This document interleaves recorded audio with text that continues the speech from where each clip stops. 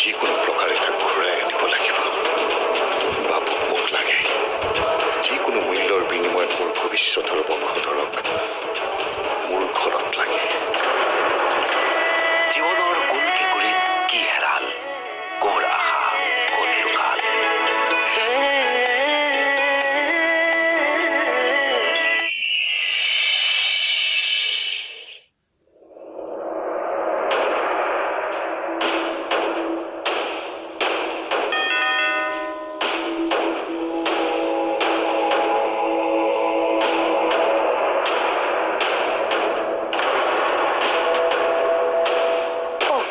আপুনি হেৰা ব'লা, দেৰি হৈছে নহয়। দুৱাৰ মুখতে তথা লাগিলে যে ব'লা আকৌ। আমাৰ ঘৰলৈ কোন আহিছে চোৱাচোন। আৰে চলি আহা দেখোন। হেৰা তুমি কি ধৰণৰ মানুহ বাৰু? বিয়ৈ ইয়াতে থৈ তুমি দুৱাৰ মুখতে তথা লাগিলা যে। এখেত যে হঠাৎ এনেকৈ আহিব। হেৰা তুমি ভাবিব পৰা নাই নহয়। এয়া হ'ল নাতিৰ মৰম। নাতি ঘৰত নাপায়, ককাকে থাকিবই নোৱাৰিলে, একেবাৰে গুচিয়ে আহিল। আহক আহক চলিয়া, বলো। মই ভিতৰলৈ গৈ বহিবৰ বাবে অহা নাই। আপুনি চাগে কামলৈ ল'ৰালৈ গৈ যাবলৈ ওলাই বাবুৰ মুখখন এবাৰ চাই যাবৰ বাবে আহিল। কিন্তু চৰি, আপোনাৰ যিমান লৰালৰি হলেও আপুনি কিন্তু খন্তেক বহিব লাগিব। এটলিষ্ট একাপ চাহ। মই আপোনাৰ ঘৰলৈ চাহৰ জুতিলৈ মেল মাৰিবলৈ অহা নাই, আৰু বাবুক অকল চাই যাবলৈও অহা নাই। তাক মই লৈ যাবলৈ আহিছো। নিব নিব। আমিতো আৰু বিয়া দিয়া ছোৱালীজনীক ল'ৰাৰ সৈতে একেবাৰে আমাৰ ঘৰত ৰাখি থব নোৱাৰো। সেইটো আপোনাৰ ঘৰলৈ ঘূৰি যাবই। কিন্তু তাই অহা দুদিন হৈছিলেহে, আজিয়েই। আপোনাৰ ছোৱালীক আপুনি ক'ৰবাত ৰাখি থৈ দলিয়াই দিয়ে, সেইটো আপোনাৰ কথা। মই আহিছো বাবুক লৈ যাব। তাক উলিয়াই দিয়ক।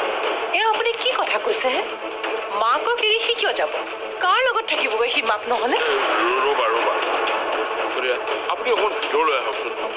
নাযাওঁ ভিতৰলৈ। মোৰ নাতিক উলিয়াই দিয়ক, মই তাক নিজৰ ঘৰলৈ লৈ যাম। চাওক বিচাৰ চলিয়া, আপুনি দুৱাৰৰ বাহিৰত থাকি এনেদৰে চিঞৰ বাখৰ নকৰিব। বাহিৰত চিঞৰ বাখৰ কৰিলে বেলেগ মানুহে শুনিব। বেলেগ মানুহে যদি শুনে তেতিয়া আপোনাৰ সন্মানটো ক'ত থাকিব? আমাৰ বাৰু সন্মানটো নাই, আপোনাৰতো আছে। আহা, তুমি মনে মনে থাকাচোন। প্লিজ প্লিজ প্লিজ কামি আহক, বলক।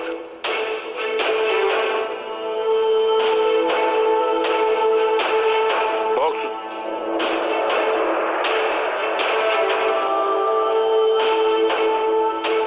কথাবোৰ ভালদৰে কওকচোন। ভালদৰে ক'ব লগা কি আছে? বাবুক মাতি দিয়ক, মই তাক লৈ যাম। বাবু বৰ্তমান ঘৰত নাই, সি এতিয়া স্কুলত। আমি তাক তেনেকৈ লৈ যাবলৈ দিব নোৱাৰো। কিয়?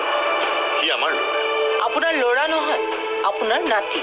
সি আমাৰ যি সামন্তিকা চৌধুৰীৰহে ল'ৰা। ভুল নকৰিব।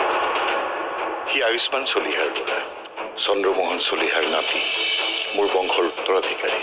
চলিয়া, তাক আপুনি নিব, কিন্তু সি তাৰ মাকৰ লগতহে যাব। শ্যামন আৰু সি আপোনাৰ ঘৰলৈ ঘূৰি যোৱাটোকে আমি মনে প্ৰাণে কামনা কৰোঁ। শ্যামন নহয়, কেৱল সি, কেৱল সূৰ্যপ্ৰকাশ চলিহা অৰ্থাৎ বাবুহে মোৰ ঘৰলৈ ঘূৰি যাব। তাৰ মাক অৰ্থাৎ মোৰ ল'ৰাৰ হত্যাকাৰীক মোৰ ঘৰত সোমাবলৈ নিদিওঁ। মনে মনে থাকক। আপুনি কি ভাবিছে? আপুনি মুখত যি আহে তাকে বকি যাব আৰু মই সদায় সহ্য কৰি থাকিম? সহ্য কৰি আছিলো, কিন্তু মোৰ ছোৱালীক যেতিয়া হত্যাকাৰীৰ মিছা অপবাদ দিলে, তাৰ পাছত কিন্তু মই সহ্য কৰি নাথাকো। হেৰা, তুমি ইমান উত্তেজিত। মোৰ ছোৱালীকো আপোনাৰ তালৈ নপঠাও আৰু তাইৰ ল'ৰাকো নপঠাও। আপুনি আপুনি এবাৰ যাব পাৰে।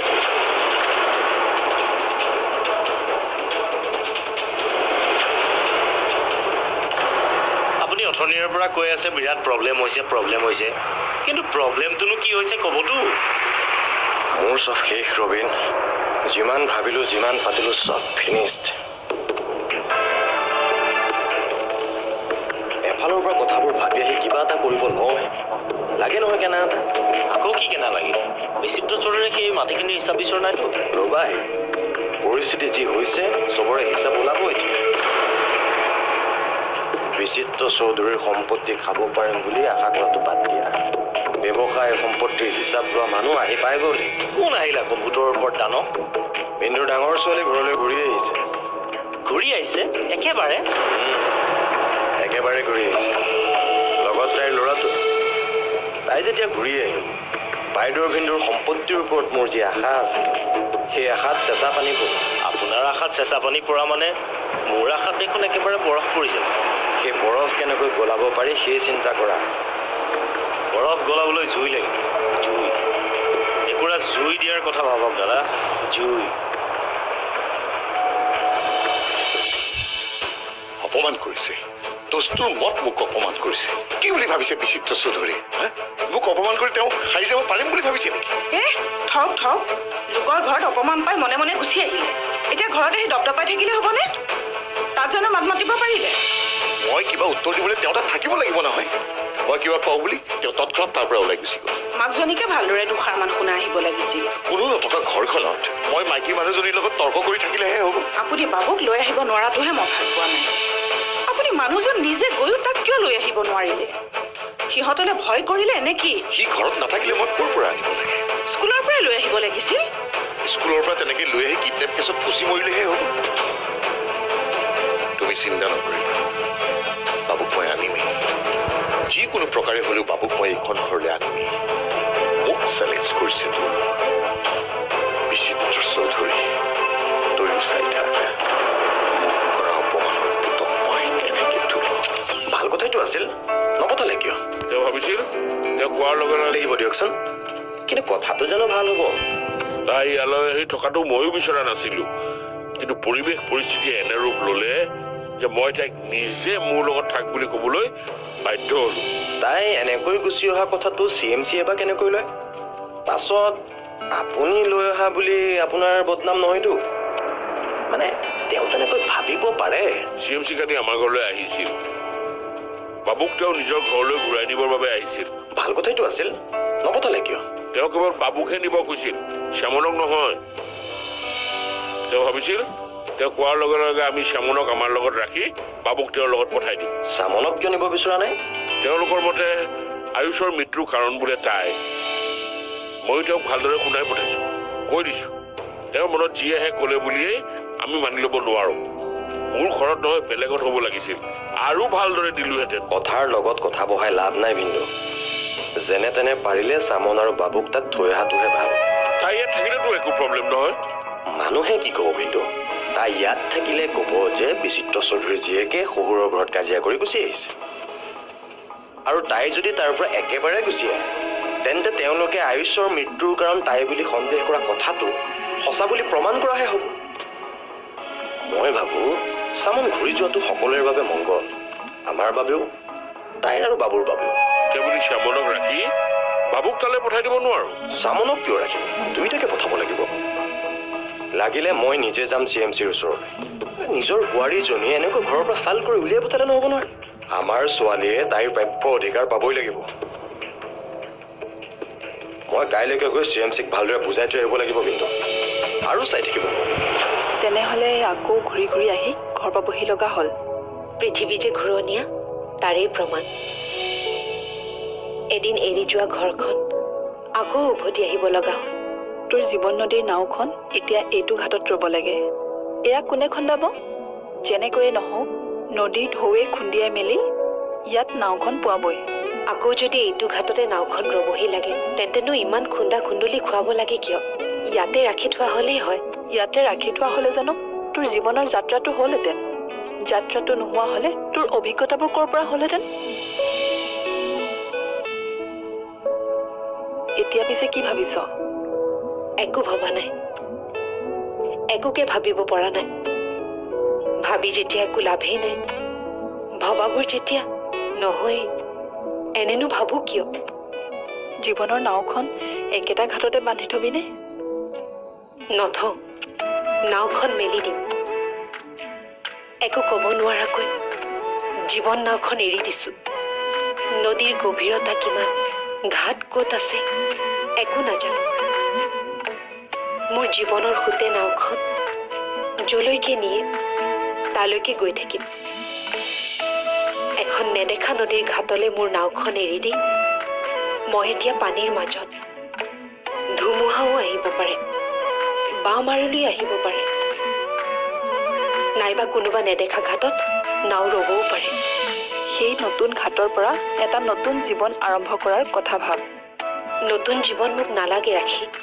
পুৰণা জীৱনটোৱে অলপ শান্তিত লগা হলে কথাবোৰ নতুনকৈ ভাবিলেহে পুৰণাবোৰ চিজিল হ'ব। নতুনকৈ ভাবিবলৈনো আছে কি?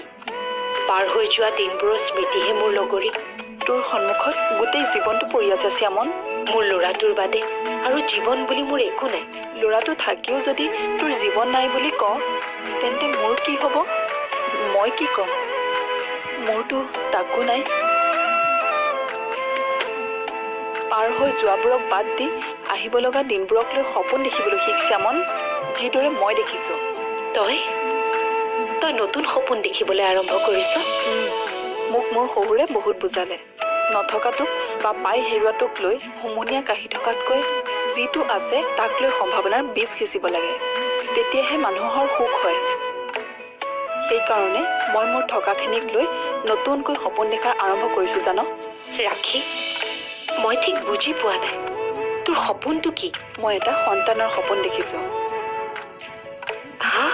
বহুত ভাবি গুণি আমি IVF-ৰ কথা ভাবিছো। মানে টেষ্ট টিউব বেবী? এওঁৰ বাপেকে কৈছে মানুহৰ আন্তৰিক আগ্ৰহ আৰু ইচ্ছাৰে কাম কৰিলে মৰুভূমিটো গছ গজাব পাৰে। Oh my God, ৰাখি, তই এইটো বৰ ভাল খবৰ দিলি।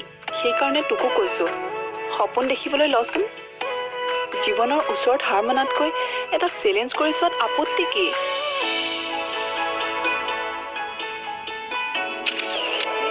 মা, আমিনো ইয়ালৈ কিয় আহিছো?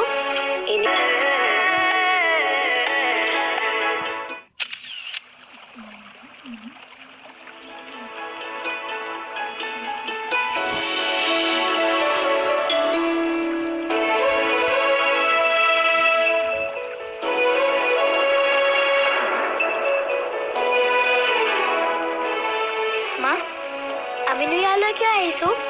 এনেই নদীখন চাবলৈ আহিছো। নদীতনো কি চাম মা? পানীহে থাকে নদীত, আৰু পানীখিনিনো চাবলগীয়া কি আছে? তুমি পানীবোৰ চাই একো ইণ্টাৰেষ্ট নোপোৱা, কিন্তু মোৰ নদীৰ পাৰলৈ আহি ভাল লাগে। নদীৰ সোঁতবোৰে যেন জীৱনৰ গতিৰ সন্ধান দিয়ে। এইবোৰ একো বুজা নাই, ব'লা যাওঁ। যাওঁ ৰবা, অলপ ৰবানে? আৰু অলপ ৰখিলে দেখোন আন্ধাৰে হ'ব। আন্ধাৰ হ'লে মোৰ ভয় লাগিব, ব'লা যাওঁ। হয় নেকি? তুমি যদি থাকিব মন কৰা নাই তেন্তে ব'লা।